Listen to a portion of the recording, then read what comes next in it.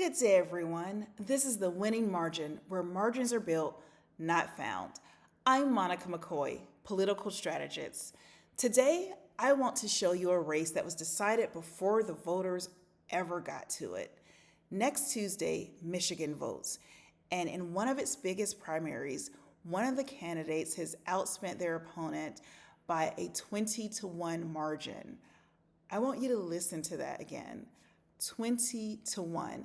And you may think, oh, this is because they were just really great at fundraising and they out fundraised their opponent.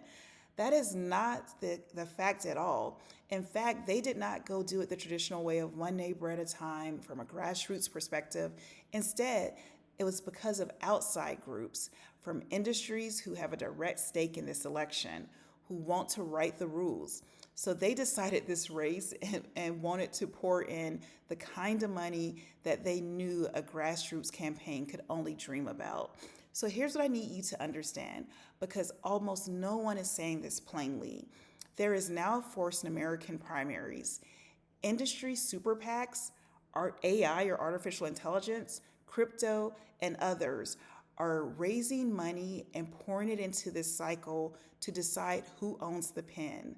So far, more than $300 million have been poured into these elections. And literally, these industry groups are working to pick your primary nominee before you ever see them on the general election ballot. Now, why should you be concerned? Because they are actually winning. Of the candidates that were backed by one of these AI groups, nearly all of their candidates have won their primaries. And this is no coincidence. This is what happens when you bring industry money into a fight where voters are not watching very closely. And it tends to really hurt the candidates the hardest, who are working very hard, but they are not raising the same amount and same levels of funding. So they are operating with much smaller budgets, and they're being funded by the people and not the industry sectors. So here's what I want to be fair about. This is legal. Some of it is disclosed, and I'm not here to call it a scandal. What I'm here to say is that this is the new infrastructure. This is the most powerful infrastructure in politics right now. It's deciding your choices upstream.